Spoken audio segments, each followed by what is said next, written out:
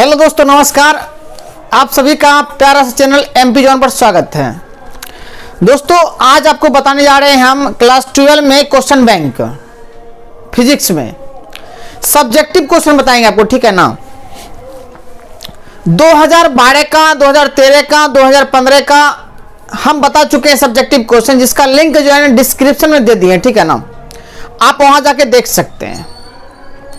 और आज आपको बताने जा रहे हैं हम सेट 2016 बताएंगे हम, सब्जेक्टिव क्वेश्चन बताएंगे, जिसका फर्स्ट क्वेश्चन बोर्ड पर लिखा भी हुआ है। परावैद्युत शक्ति तथा अपेक्षिक परावैद्युतांक किसे कहते हैं, परिभाषित करें।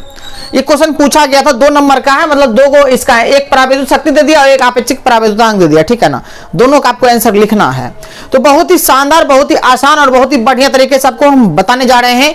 आप बस बने रहिए। आपको कहेंगे, यही कहेंगे, बस आप एक बार बस ये पूरा देख लीजिएगा ना, वॉच कर लीजिएगा ना, आपको पूरा याद हो जाएगा। आपको याद करने की कोई आवश्यकता नहीं है। इतने अच्छे से आपको बताएंगे, इतना अच्छा आसान ट्रिक बताएंगे आपको जो तुरंत याद हो जाएगा, ठीक है ना। देखिए, किसी बात को आप समझ जाइएगा ना तो याद हो जाता है, और जब समझिएगा नहीं तो रटते रटते आपका जान निकल जाएगा, लेकिन फिर भी आपको याद होने वाला नहीं है। याद हो भी गया तो 1 घंटा के बाद भूल जाइएगा आप, ठीक है ना। हाँ, एक बात और क्लियर करना चाहते हैं कि एक हमारे सब्सक्राइबर हैं, उसका नाम जो है हम बता रहे हैं आपको, हम वो कुछ कमेंट किए हैं। हाँ, उनका नाम है यादव जी लिखा हुआ, ठीक है ना। तो वो कमेंट किए हैं कि सर क्या कहते हैं, ये वाला जो question 1/f = n-1 1/r1 - 1/r2 lens maker formula, sir please आप इसको जो है अच्छे से एक बार बता दीजिए सर। क्या कहते हैं, हो सकता है उसके सर बोले हों इंपॉर्टेंट है, ऐसा हो सकता है, ठीक है ना। और इंपॉर्टेंट है भी, ठीक है, नहीं भी है भी। तो उनको ये बताना चाहते हैं, यदि आप वो देख रहे होंगे तो उनको बताना चाहते हैं क्या कि ये जो हम क्वेश्चन बता दिए हैं, जिसका लिंक जो है डिस्क्रिप्शन में दे दिए हैं या आई बटन में दिया गया है, ठीक है ना। तो आप वहां देख सकते हैं, ठीक है ना। मेरे एक और सब्सक्राइबर हैं, उनका नाम है प्रदीप जायसवाल। उन्होंने कमेंट किया है क्या कि हमने क्वेश्चन बैंक बताया था केमिस्ट्री में, ठीक है ना। तो केमिस्ट्री में क्वेश्चन बैंक बताया था, तो ऑब्जेक्टिव क्वेश्चन में बताया था क्या, AU सोना का संकेत है, ये गोल्ड का संकेत है, तो ये सिंबल ऑफ गोल्ड है, ठीक है ना।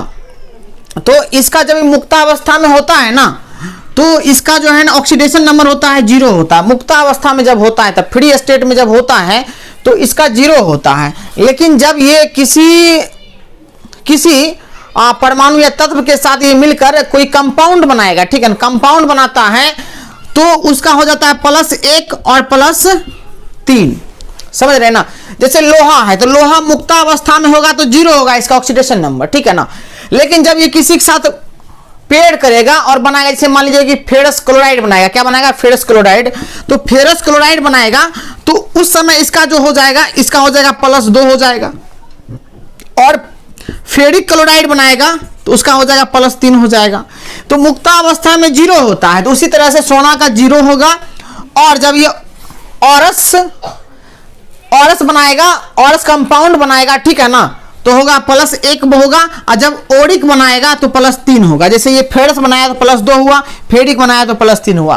तो मुक्तावस्था में जब होता है ना, तो उसका 0 होता है ऑक्सीडेशन नंबर। और जब किसी कंपाउंड को बनाता है, तो औरस बनाता है तो +1 होता है, और ओरिक बनाता है +3 होता है, ठीक है ना। तो ये बात आप दिमाग में नोट कर लीजिए। वो क्या कहते हैं, कमेंट किए थे सर वो गलत आप बोल दिए हैं, 0 नहीं होगा, ठीक है ना। तो ठीक है, गलत बोल दिए तो उसी चीज को हमने आया यहाँ पर ठीक करने के लिए। यदि आप देख रहे होंगे तो आपका डाउट क्लियर हो गया होगा कि फ्री स्टेट में, मुक्तावस्था में, क्वेश्चन बैंक में जो दिया गया है ना, क्वेश्चन बैंक में दिया गया आंसर दिया गया +1 दिया गया है, जिसको हम पूरी तरह से क्या कहते हैं, गलत कहते हैं, ठीक है ना। ठीक है, क्योंकि मुक्तावस्था में 0 होता है। फ्री स्टेट में कोई भी तत्व रहता है उसका 0 होता है, ठीक है। अब हम लोग चलते हैं क्वेश्चन की ओर, चलते हैं आगे, देखते हैं क्या क्या होता है। सबसे पहले इस क्वेश्चन को हम लोग देखेंगे, बहुत ही शानदार तरीके से आपको बताने जा रहे हैं और आपको 100% समझ में आएगा, ठीक है ना।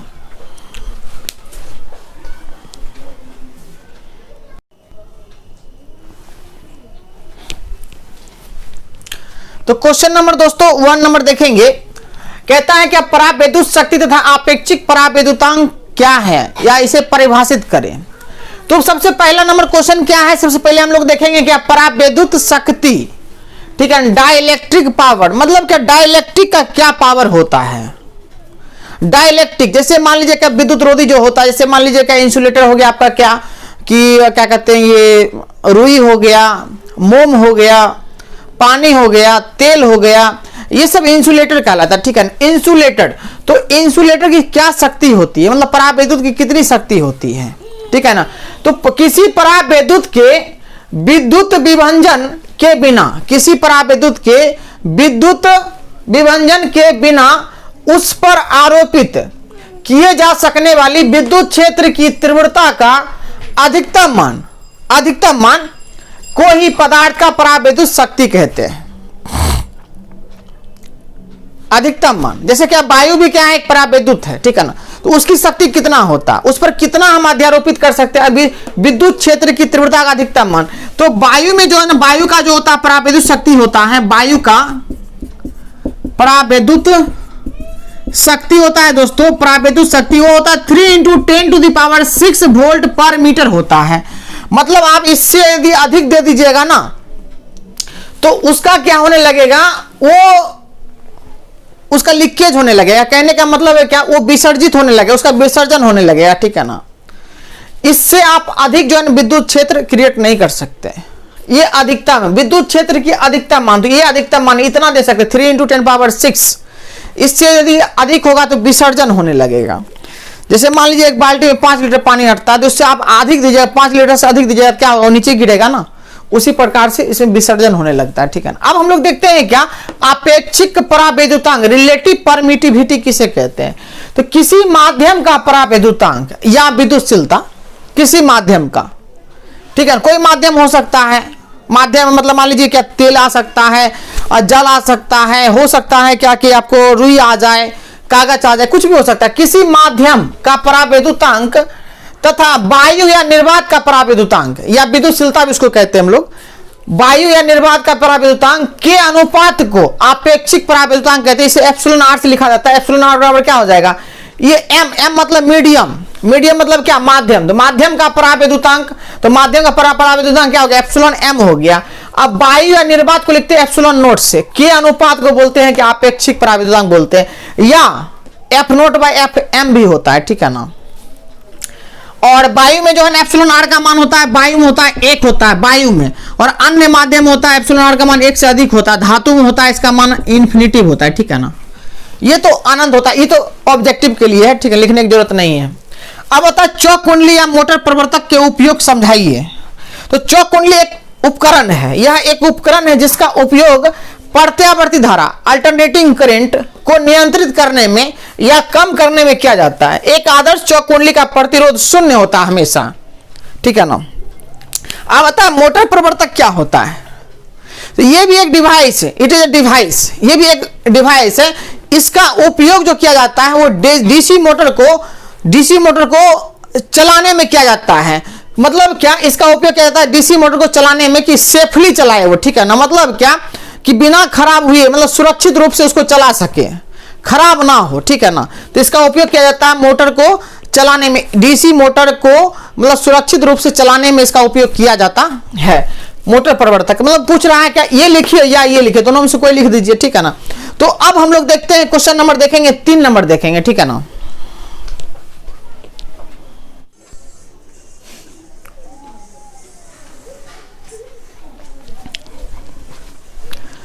तो अब हम लोग देखेंगे क्वेश्चन नंबर 3 नंबर, ठीक है ना। 3 नंबर कहता है चुंबकीय फ्लक्स के बीमा एवं एसआई मात्रक, बीमा एवं एसआई मात्रक बताने के लिए कह रहा है, लिखने के लिए कह रहा है, ठीक है ना। इसको निकालना नहीं है, सिर्फ लिखना है बस। तो चुंबकीय फ्लक्स बराबर होता है चुंबकीय क्षेत्र की तीव्रता इनटू क्षेत्रफल, और इसका मात्रक होता है वेबर होता है, या चुंबकीय क्षेत्र तीव्रता का मात्रक होता है टेस्ला, और इसका एरिया का होता है क्या, लंबाई गुने चौड़ाई, मतलब मीटर स्क्वायर हो जाएगा, ठीक है ना। वेबर या टेस्ला इंटू मीटर स्क्वायर। और इसका बीमा होता है ml 2t-2 a⁻⁻1 होता है, ठीक है ना। बस लिखना था, लिख दिए, निकालने के लिए नहीं कह रहा था, लिखने के लिए कह रहा था, तो हमने लिखा इसको, ठीक है ना।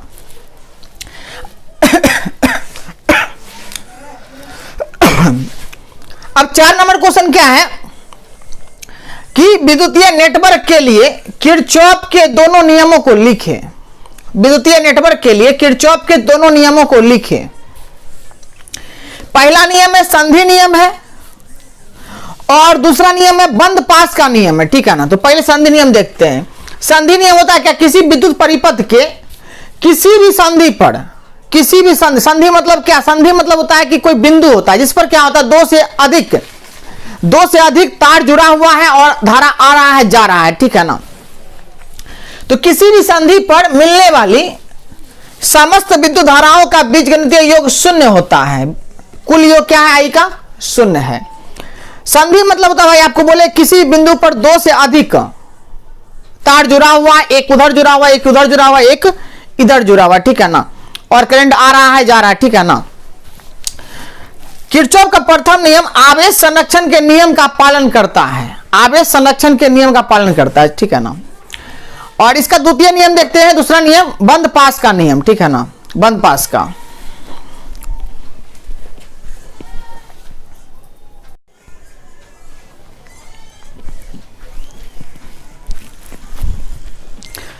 तो किरचॉफ का दूसरा नियम देखेंगे दोस्तों, बंद पास का नियम कहता है किसी विद्युत परिपथ के प्रत्येक बंद पास के विभिन्न भागों में, प्रत्येक बंद पास के, बंद मतलब क्लोज, पूरी तरह से क्लोज होना चाहिए, ठीक है ना, परिपथ सर्किट, बंद पास के विभिन्न भागों में प्रवाहित धाराओं और उसके संगत प्रतिरोधों का गुणनफल, प्रतिरोधों के गुणनफलों का बीजगणितीय योग।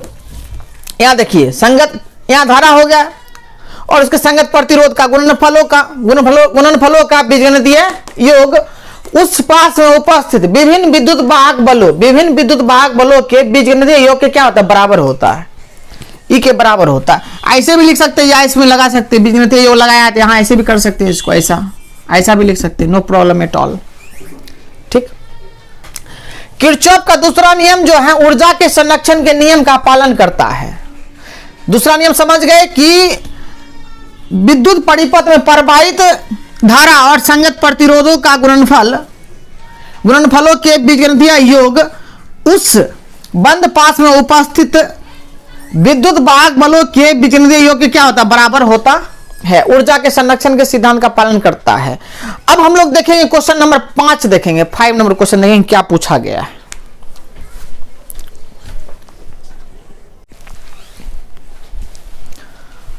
दोस्तों क्वेश्चन नंबर 5 नंबर देखेंगे।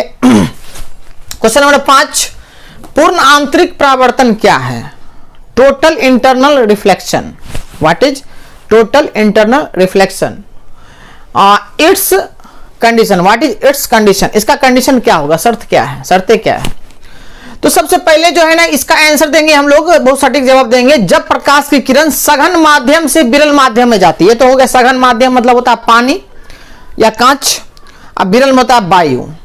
जब सघन माध्यम से विरल माध्यम में जाती है तो आपतन कोण का वह मान, जब अपवर्तन कोण 90 डिग्री से अधिक अर्थात क्रांतिक कोण से बड़ा हो जाता है, 90 डिग्री से अधिक अर्थात क्रांतिक कोण से क्या होता है, अधिक हो जाता है, तब प्रकाश की किरण उसी माध्यम में लौट आती है तथा परावर्तन के नियमों का पालन करती है। इस घटना को पूर्ण आंतरिक परावर्तन कहते हैं। जैसे क्या, इधर से ये आया और ये फिर यहां से लौट गया, ठीक है ना, और इसी घटना को हम लोग कहते हैं क्या, इसी घटना को हम लोग कहते हैं पूर्ण आंतरिक परावर्तन। कंडीशन 1, प्रकाश की किरण हमेशा सघन माध्यम से विरल माध्यम में जाना चाहिए। प्रकाश की किरण को हमेशा सघन माध्यम से विरल माध्यम में जाना चाहिए। प्रकाश की किरण को छूट गया है, को हमेशा सघन माध्यम से विरल माध्यम में जाना चाहिए। दूसरा, आपतन कोण का मान हमेशा क्रांतिक कोण से क्या होना चाहिए, बड़ा होना चाहिए, बड़ा होना चाहिए। क्रांतिक कोण ये यहां पर आके यहां पर इस तरह से होता है, 90 डिग्री बनाता कोण, तो इसको बोलते क्रांतिक कोण, उससे अधिक हो जाता है तो फिर अपनी दिशा में वापस लौट आता है, उसी को हम बोलते हैं पूर्ण आंतरिक परावर्तन, total internal reflection.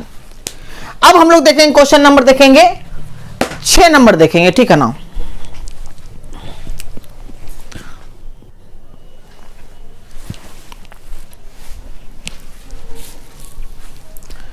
Question number अब हम लोग देखेंगे 6 नंबर। कहता है 6 नंबर क्या कि एक 16 ओम प्रतिरोध वाले तार को खींचकर उसकी लंबाई दोगुनी कर दी जाए।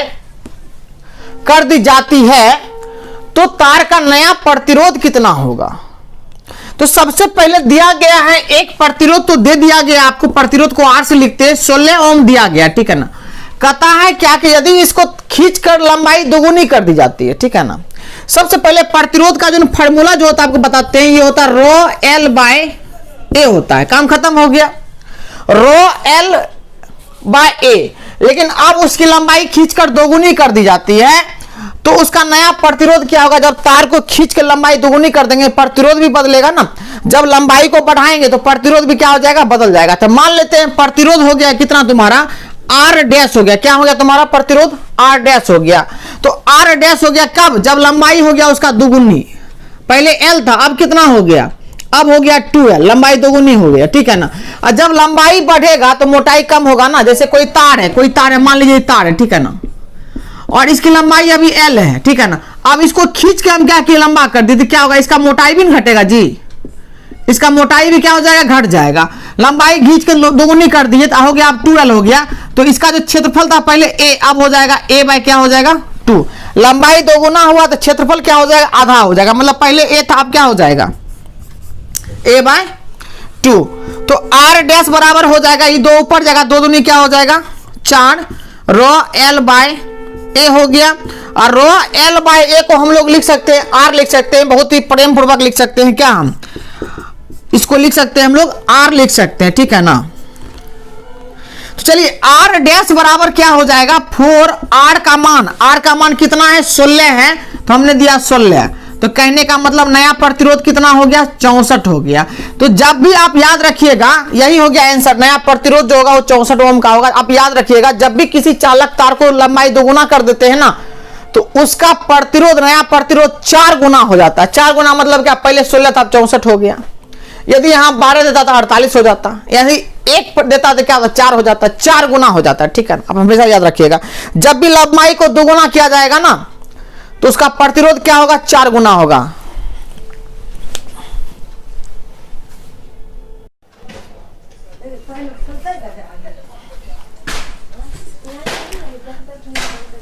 सात नंबर क्वेश्चन हम लोग देखेंगे दोस्तों, क्या है, मेन गेट और नॉट गेट की सत्यता सारणी, ट्रुथ टेबल कहता है बनाइए, ठीक है ना। तो बहुत ही हम एकदम आसान तरीके से आपको बताने जा रहे हैं, ठीक है ना। कैसे बनेगा देखिए ट्रुथ टेबल इसका। नेंड गेट है, नेंड में क्या होता है, एन मतलब नोट एंड, तो नोट भी है और एंड भी है। देखिए नेंड गेट का बुलियन व्यंजक यदि पूछ देगा, मान लीजिए सत्यता सारणी आपको नहीं देगा बुलियन व्यंजक देगा, तो इसका बुलियन व्यंजक जो होता है वो बुलियन व्यंजक होता है y equal to A and B. And का ये होता है सिंबल होता है, और नेंड है मतलब नोट है तो नोट का होता है ये सिंबल। इसको पढ़ेंगे हम लोग, पढ़ेंगे कैसे, पढ़ेंगे ए, इसको पढ़ेंगे एंड और इसको बोलेंगे बी, तो ए एंड बी, ऊपर वाला को बोलेंगे नोट, तो ए एंड बी नोट पढ़ते हैं, ठीक है ना। तो पहले सबसे पहले इसको बनाएंगे, फिर हम बनाएंगे क्या नॉर गेट का। तो नॉर गेट का क्या होता है, ये तो आपका है नेंड गेट का, क्या है ये आपका है नेंड गेट का है और ये आपका है नॉर गेट का, ठीक है। नॉर गेट का क्या होता है बुलियन व्यंजक, ए प्लस बी, ऊपर हो गया नोट, लेकिन इसको प्लस नहीं पढ़ेंगे और पढ़ते हैं, ए और बी नोट होता है, ठीक है ना। अब चलिए सत्यता सारणी बनाते हैं, इसका हम ट्रुथ टेबल बनाते हैं। ट्रुथ टेबल क्या हो जाएगा, ट्रुथ टेबल हो जाएगा आपको दोस्तों, यहां पे देखिए बना रहे हैं, बहुत ही आसान है, ज्यादा दिमाग लगाने की कोई आवश्यकता नहीं है। ये देखिए ये हो गया आपका ए और ये हो गया बी और ये हो गया y equal to A and B. देखिए हम यहां पर करेंगे क्या, कुछ इस प्रकार से करेंगे, देखिए होगा कुछ यूं कि ए और बी ये जो एंट्री गेट है, मतलब अंदर प्रवेश करने का जो गेट है, और तो एंड गेट का देखिए सिंबल क्या होता है बताते हैं। नेंड गेट का सिंबल क्या होता है, ये सिंबल होता है नेंड गेट का, इसमें दो होता है, इनपुट होता है ए और बी होता है, इसको ही बता ही देते हैं, आपको इसको लिखना नहीं है, ठीक है ना, सिर्फ समझाने के लिए लिख रहे हैं। ये आपका नेंड गेट का, ठीक है, क्या है ये नेंड गेट का। तो दो को जाने के लिए रास्ता होता है, एगो बाहर निकलने के लिए होता है, ठीक है ना। तो कहने का मतलब है क्या, पॉसिबिलिटी हम लोग व्यक्त करेंगे, ऐसा हो सकता है क्या ए और बी दोनों रास्ता क्या हो, बंदे रहेगा, जाने का रास्ता नहीं है। अभी गेट बंद है, अभी गेट खुला हुआ नहीं है, गेट बंद है। जब गेट बंद रहेगा ए और बी, तो कहने का मतलब है क्या कि जीरो को हम करेंगे, जीरो से गुना करेंगे तो क्या होगा, जीरो होगा। इस पर पावर में क्या है, नोट है, क्या है देखिए तो माथा पर क्या है, नोट, तो जीरो नोट, तो जीरो नोट कहेगा ना तो मतलब जीरो नोट मतलब 1 होता है। और हमेशा याद रखिए लॉजिक गेट में 0 और 1 यही दो को स्वीकार किया जाता है, अन्यथा किसी को नहीं स्वीकार किया जाएगा। तो इसका मतलब है जीरो नोट, जीरो नहीं है मतलब क्या होगा, 1 होगा। फिर याद देखिए, हो सकता है ए बंद है, बी खुला हुआ है, तो 0 इंटू 1 क्या होगा, जीरो होगा जी। और जीरो नोट, जीरो नहीं है मतलब क्या होगा, 1 होगा। फिर हो सकता है ए खुला रहे और बी क्या रहे, बंद रहे, तो ऐसा भी तो हो सकता है। 1 इंटू 0 बराबर 0, जीरो नोट, जीरो नहीं है मतलब क्या, 1 होगा। और ऐसा भी तो हो सकता है दोनों गेट खुला रहे, दोनों गेट खुला रहेगा, बहुत अच्छा है। तो 1 इंटू 1, तो 1 इंटू 1 तो क्या हो जाएगा, 1 होगा। 1 नोट मतलब क्या, 1 नहीं है, 1 नहीं होगा तो 0 होगा। तो ये हो गया इसका सत्यता सारणी हो गया, ठीक है ना। अब हम लोग देखेंगे क्या, अब हम लोग देखेंगे इसका नॉर गेट का, देखेंगे सत्यता सारणी नॉर गेट का। ये देखिए, ये कुछ इस प्रकार से बनाते हैं। ये हो गया आपका ए और ये हो गया आपका बी और ये हो गया बुलियन व्यंजक क्या, ए और बी नोट। ऐसा हो सकता है दोनों गेट रहे, बंदे रहे, 0 हो जाएगा, 0 प्लस 0 और 0 नोट, ऊपर पर क्या लगा, 0 नोट मतलब क्या, 0 को नहीं लिया जाएगा, 0 को नहीं लिया जाएगा तो 1 को लिया जाएगा, काम खत्म है। या हो सकता है एगो बंद रहे, एगो खुला रहे, 0 प्लस 1 तो 0 प्लस 1 तो 1 होगा जी। तो 0 प्लस 1 हो गया, तो कहने का मतलब 1 नोट, तो 1 नोट मतलब क्या, 0 हो जाएगा। उसी प्रकार से ये खुला रहेगा, ये बंद रहेगा, 1 प्लस 0 तो क्या आ गया, 1 आ गया। उस पर पावर में क्या लगा, नोट लगा हुआ, तो 1 नोट मतलब 0 हो जाएगा। या हो सकता है दोनों खुला रहे, तो 1 प्लस 1 तो 1 होगा, ठीक है। 1 नोट मतलब क्या हो जाएगा, ये 0 हो जाएगा। तो ये आपका हो गया क्या, आपका ये हो गया सत्यता सारणी हो गया नेन गेट और नॉट गेट का। ये आपको नहीं बनाना, ये आपको बताए, सिर्फ समझाने के लिए बताए थे बस, और कुछ भी नहीं है। ट्रुथ टेबल कह रहा था, ये हमारा ट्रुथ टेबल है, ये हमारा ट्रुथ टेबल है, ठीक है ना, सत्यता सारणी है। नॉर गेट का क्या होता है सर, ये जरा बता दीजिए, बता देते। देखिए ये होता है नॉर गेट का, इसमें एक लगा दीजिए, आगे नोट का साइन लगा दीजिए। ये हो गया आपका नॉर गेट का हो गया, ये ए होता है और ये बी होता है। अब कहा देगा नेन गेट और नॉर गेट का पिक्चर बनाइए, फिगर बनाइए, तो फिगर दस करना पड़ेगा ना आपको। चलिए अब देखते हैं, हम लोग देखते हैं 8 नंबर देखते हैं, ठीक है ना, 8 नंबर क्वेश्चन देखते हैं।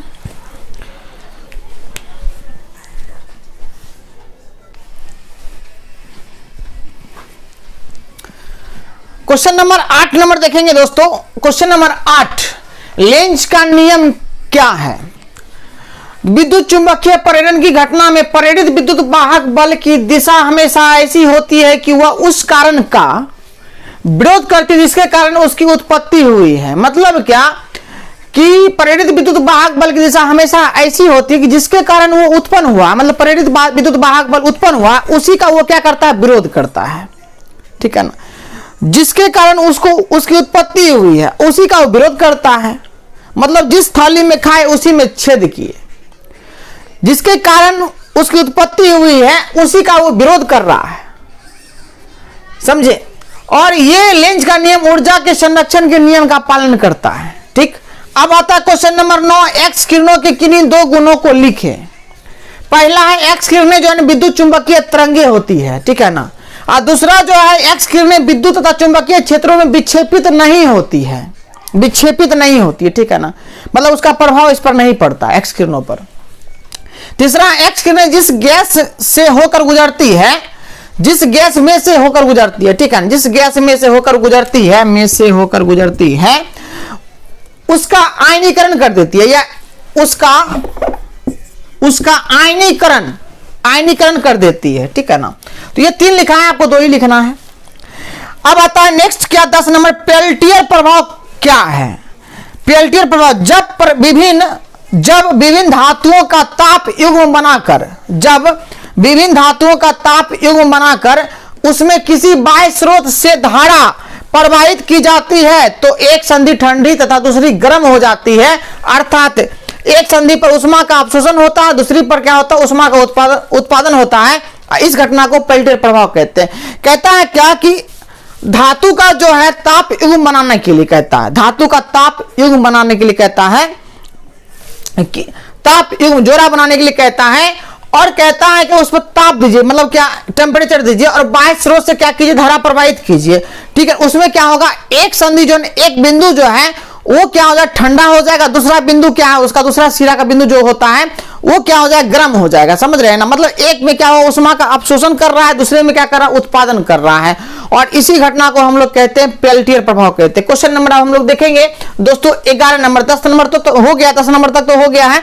अब हम लोग देखेंगे 11 नंबर क्वेश्चन देखेंगे। ठीक है ना, बहुत ही एकदम स्मार्ट तरीके से आप याद कीजिए। ठीक है ना, एकदम देखिए अच्छे से और उसको समझिए और उसको फील कीजिए, बस आपको याद हो जाएगा। ठीक है ना, अब लिखने का समय नहीं है। ठीक है, अब याद करने का समय है।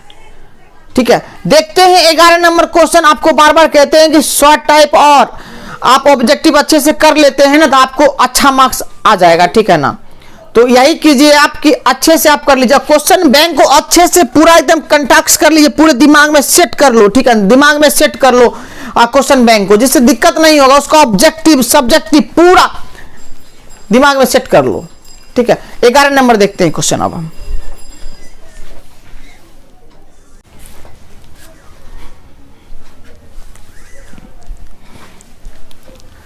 क्वेश्चन नंबर हम लोग देखेंगे 11 नंबर क्वेश्चन देखेंगे दोस्तों। क्वेश्चन नंबर 11, व्योम तरंगों तथा आकाशीय तरंगों की व्याख्या करें, यह क्वेश्चन पूछा गया है। तो सबसे पहले आपको बता देते हैं क्या कि 3 तरह के होते तरंग, भू तरंग, आकाशीय तरंग और व्योम तरंग। ठीक है ना, जैसे आप एग्जांपल ले लीजिए क्या कि एक बॉल आपके पास है। ठीक है ना, तो आपको किसी को देना है तो कितने तरीकों से दे सकते हैं आप। एक हो सकता है आपको क्या कि आप तो एक जमीन के स्पर्श से लुढ़का के क्या कीजिए, गेंद को पहुंचा दीजिए उसके पास, तब वैसे इसका मतलब क्या है कि वो भूमि से क्या स्पर्श हुआ है और तब गया है, दूसरे के पास गया है। इसका मतलब उसको हम उस तरह के तरंग को बोलते हैं जो भूमि से चलता है स्पर्श करके, उस तरंग को कहते हैं हम लोग भू तरंग कहते हैं। ठीक है ना, दूसरा है क्या व्योम तरंग। ये भी हो सकता है क्या कि मान लीजिए क्या कि सामने में आप खड़े हैं, आपको हमको देना है, तो हो सकता है हम इस बोर्ड पे हम गेंद को मारेंगे, आप तक पहुंच जाएगा। तो ये रिफ्लेक्ट हो रहा है, परावर्तित हो रहा है, हम यहां मारे और परावर्तित हो गया, आपके पास चला गया, तब इस प्रकार के तरंग को कहते हैं व्योम तरंग कहते हैं। ठीक है ना, या हो सकता है डायरेक्ट आप तक पहुंचा दे, फेंक दे ऐसे करके उठा के, उसको बोलते हैं आकाशीय तरंग कहते हैं। तो आइए देखते हैं क्या है। सबसे पहले व्योम तरंग वैसा तरंग है जो प्रेषक जैसे मेरा बात जा रहा है किसी दूसरे पास जाएगा, तो प्रेषक के एंटीना से निकलकर पृथ्वी के आयन मंडल से परावर्तित होकर ग्रहाई के एंटीना तक पहुंचता है, तब वैसे तरंग को हम लोग बोलते हैं व्योम तरंग कहते हैं। ठीक है ना, आकाशीय तरंग वैसा तरंग है जो प्रेषक के एंटीना से निकलकर पृथ्वी के आयन मंडल के ऊपर भू स्थिर कक्षा में स्थित उपग्रह से परावर्तित होकर ग्रहाई के एंटीना तक पहुंचता, तब वैसे तरंग को हम लोग बोलते हैं आकाशीय तरंग कहते हैं दोस्तों। तो कहने का मतलब है क्या कि ये आपका 11 नंबर तक हो चुका है, जो शॉर्ट टाइप क्वेश्चन था। 2016 में यही सब क्वेश्चन पूछा गया था। अब हम लोग देखेंगे नेक्स्ट क्लास में देखेंगे, हम लोग देखेंगे 2017 नेक्स्ट क्लास में होने वाला 2017। यही कहेंगे, बस अपना सपोर्ट और प्यार बनाए रखिए और अपने दोस्तों के बीच में इस वीडियो को अधिक से अधिक शेयर कीजिए, और बस दिमाग को कंट्रोल में रखते हुए एक स्ट्रेटजी बनाइए किस प्रकार से पढ़ना चाहिए। आपको बार बार बोल रहे हैं कि ज़्यादा डिप्रेशन में नहीं आना, ज़्यादा स्ट्रेस में नहीं आना, ज़्यादा प्रेशर नहीं लेना है कि नहीं आप हमको ये नहीं हो सकता है। अब सिर्फ ये बात जानना है कि किसको क्या पढ़े जो हमको अच्छा नंबर आ सकता है। तो बस शॉर्ट टाइम में एक अच्छा प्रिपरेशन हो सकता है जो क्वेश्चन बैंक आपका। ठीक है ना, इसको आप रट जाइए पूरी तरह से, यही कहेंगे शॉर्ट टाइम में एक अच्छा प्रिपरेशन के लिए क्वेश्चन बैंक को आप रटिए। ठीक है, चलते हैं फिर मिलते हैं नेक्स्ट वीडियो में। ठीक है ना।